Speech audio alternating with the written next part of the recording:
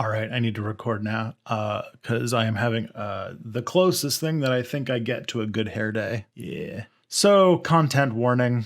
I'm sure this is a very little surprise to you. This is a video about genocide and mass murder and the dehumanization of minority. You get it. Turkey is taking advantage of the war in order to thoroughly liquidate its internal foes, without being thereby disturbed by foreign intervention. The question is settled. There are no more Armenians. Genocide. Those dark moments of history where engines of horror snuff out millions of lives. They're slightly distinct from the story of nation states, but not entirely inseparable. Virtually all nation states are built upon the mass death and forced removal of someone. But what happened in 1915 was a next level of horror. At the time, it was possibly the worst mass murder in human history. What unfolded in Eastern Anatolia and the Ottoman Empire in 1915 can only be described as an orgy of violence, a mechanism of mass murder. And what it resulted in is the brutal and mechanical erasure of an entire people from their land. And this is something that we should never forget, because as we've learned, when we try to ignore lessons from the past, reality has a habit of biting back. Today, we're going to learn a tragic story and learn about the fate of the Armenians in the last years of the Ottoman Empire. This is the story of the Armenian Genocide. Let's go. Before we begin, I'm just going to say that this is a really important topic, so I'm not going to have really that many jokes in the video today. For some of you, I know that's going to be a positive. But also, as I've learned, when you make videos about mass death and dark topics, it's not super profitable. It's not advertiser friendly. And I know ahead of time that this is guaranteed to be a demonetized video. So, in order to keep this going, I rely on the benevolence of my wonderful patrons, and also today's video sponsor, Skillshare. Skillshare is a learning community where millions come together to learn about illustration, design, photography, freelancing. Really, you name it, you can learn it. And it's really useful because you can learn from home, and we've all got way too much time at home these days, as we all know. But also, with the new economy, with everything kind of going in some real pear-shaped directions, learning a new skill to make yourself more marketable for whatever economy comes next can be a good boon. You know, I'm almost 6 years into Step Back now, and I'm still learning like the fundamentals of filmmaking. And so for this video, I'm going to recommend a wonderful course on taking found footage and how to put it together into a compelling video taught by Penny Lane. Because I'm always trying to find a way to become a stronger documentarian. Is that what this is? And to make things easier, I have a link down in the description and on the top pinned comment. The first 1,000 people who go to that link will get a free trial of Skillshare's premium service. Thank you, Skillshare, for allowing me to make videos on extremely important topics like this. Hello, welcome to Step Back. Be sure to subscribe, hit the bell notification so that you never miss a Step Back video. There always seems to be two ways to talk about the Armenian Genocide. You either start with World War I, and it's far too short, or you go into the why question and have to tell a story going back centuries. I'm going to try to strike a form of balance because, as we learned with the Dinesh D'Souza video, my ambitions far outweigh my capabilities. I suppose we should start by talking about empires and nations. The Armenian Genocide, in grotesquely simplified terms, can be pinned on the fact that the Ottoman Empire was an empire holding out in the age of the rise of nation states. Let's pick at that a little bit. Not long before World War I, empires were the default governments of the land. Much of the world was either colonizers or colonized. These empires spanned multiple ethnic groups, languages, and even government types, organized through a hierarchy of enshrined, unequal yet protected castes, typically with a monarch at the top. Most of these categories were complex and based more on old rankings forged of conquest and colonization. However, this idea was falling out of favor. The 19th century had been the age of the rise of nationalism, promoting the idea that all citizens should be equal within a single state, but that the state should be homogeneous in its national makeup. A nation is a mix of different categories, shifting definitions in different places. Mostly it's made up of some combination of language, ethnicity, religion, and race. You can read a little bit more about it in a book called Imagined Communities. This did mean, though, that to nationalists, each nation of people should get their own land with their own borders. Here's the problem, though. Humans have never worked that way, like ever. Different groups have lived alongside each other for as long as there have been humans. Typically, the victims of nationalism then are diasporic minority groups within a majority group. Think the Roma people, think the Jews. But today, we're going to talk about one example, and that is the situation of Eastern Anatolia at the beginning of the 20th century. Anatolia, this region, has been the home of many different types of peoples over the years. By the 20th century, the major groups would be Turkish-speaking people, Kurds, Greeks, and Armenians. Armenians were in a dangerous spot in the Ottoman Empire as it struggled to adapt to the Age of Nations. Unlike the Turks and Kurds, they were Christians and located in the land straddling the Russian Empire and Persia. The Ottomans long considered them a potential threat to the empire, as this land had scarce government presence. With tensions with Russia, they were seen as possible insurgents against the throne in Constantinople. The Ottoman Empire strained to control the various peoples of its empire as significant losses against European powers caused them to lose grip on their lands. To stabilize their holdings, they tried to keep what they felt as loyal subjects in powerful positions while limiting those they saw as liabilities. This meant encouraging Kurds to move into the region and put them in charge with little oversight. Many Armenian villages were subjects of raids, massacres, and cruel administration as part of this regime. As the Kurds became sedentary, they also usurped tons of land from Armenians to settle on. In the mid-19th century, the Russian Empire committed genocide on their Circassian population, creating a massive refugee movement to the Ottoman Empire. To shore up the Muslim population of the people, many Muslim Circassians were settled in eastern Anatolia. Another effect of the empire's crisis was those coming out of the woodwork to try and save it by making an Ottoman national identity. An early example was Ottomanism, or an attempt to make a Ottoman identity. This came with attempts in the 19th century to centralize and modernize the government. However, trying to make some intangible Ottomanness that appealed to people as far abroad as Arabia and Bosnia would be, to say the least, a challenging project. The late Ottoman period was marred with significant reforms and constitutional changes and essentially a bunch of different things that can be boiled down to political instability. After losing a major war to the Russians, Sultan Abdul Hamid II suspended the more modern constitution. Europeans were concerned about the state of Armenians, and despite the Sultan promising their security, conditions continued to deteriorate. He created regiments from Kurdish tribes with virtually unlimited latitude when oppressing Armenians. This led to massacres of hundreds of thousands of Armenians. The intention was to either force them to migrate or accept Muslim supremacy. Abdul Hamid's movements against the constitution led to a resistance movement known as the Young Turks, a vast alliance of intellectuals, liberals, and various political currents with a single desire to see the end of the Sultan's despotism. Most infamous to this story would be a group called the Committee of Union and Progress. Even the Armenian Revolutionary Federation, or Dashnaktsuyun, a socialist Armenian nationalist party, allied with them despite a disturbing rise of Turkish supremacists within the movement. The Young Turks were successful, but the land, brutally taken from the Armenians, was not returned to them. The CUP started to become repressive rulers in their own right and developed their own opposition. In the wake of a 1909 counter-coup attempt by Abdul Hamid, a riot in the city of Adana attacked the Armenian neighborhood with the military support, killing over 20,000 people. No one was punished for this massacre, leading the Dashnaktsuyun to break with the Young Turks. And things were only going to get worse.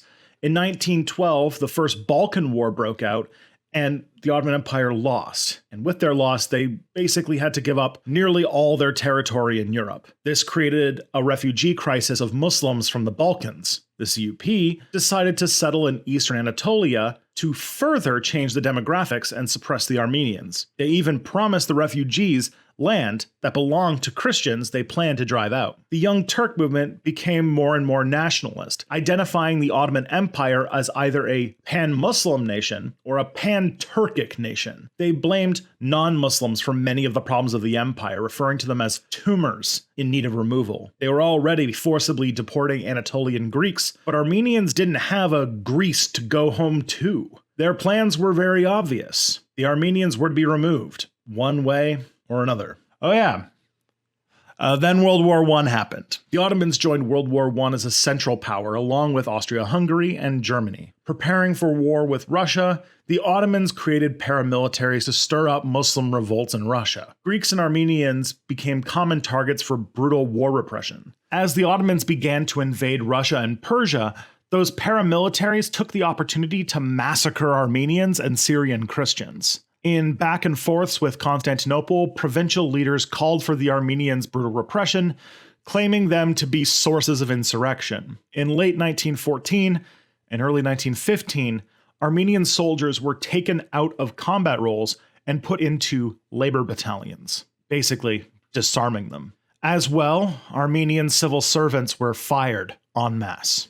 And then, you gotta be kidding me. The Ottomans made the most common military error in history. They invaded Russia in December. Men will literally keep trying to invade Russia in the winter rather than go to therapy. Because the Ottomans decided not to prepare for winter when invading Russia in December, they found themselves wrapped up in the infamous Battle of Sarıkamış, which, by the way, was a massive defeat for the Ottomans. The empire's Minister of War, Enver Pasha, blamed the defeat not on invading Russia in December, but on, say it with me now, Armenians helping the Russians. As the army retreated, they destroyed Armenian villages and massacred their people. The CUP was now wholly convinced the Armenians were working for the Russians and spread deliberately fake documents implying the Armenians were planning a revolt on the Ottoman Empire. Sometime in March or April of 1915, the CUP government decided that the Armenians were to be exterminated. Through killing or displacement,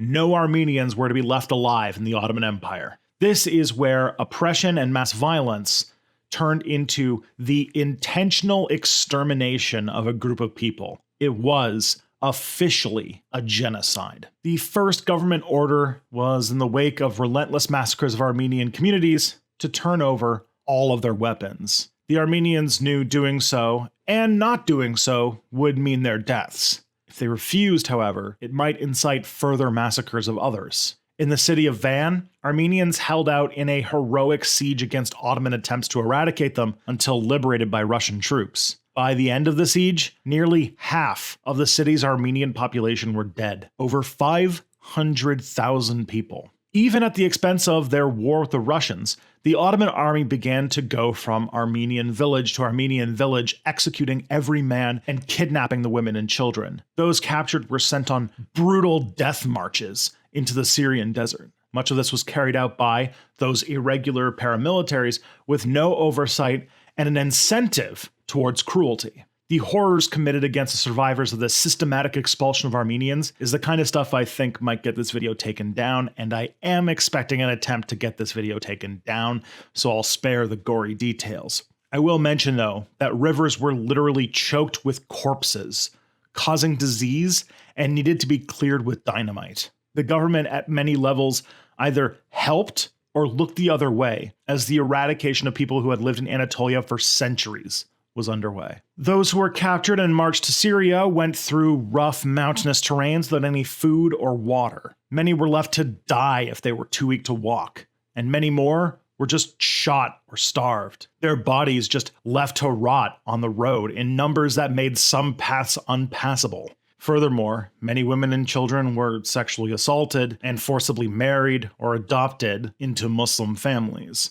forcing conversion or sold into slavery. So many people were stripped of their culture and religion in this fashion that as many as a quarter of modern-day Turks may have an Armenian grandparent or great-grandparent.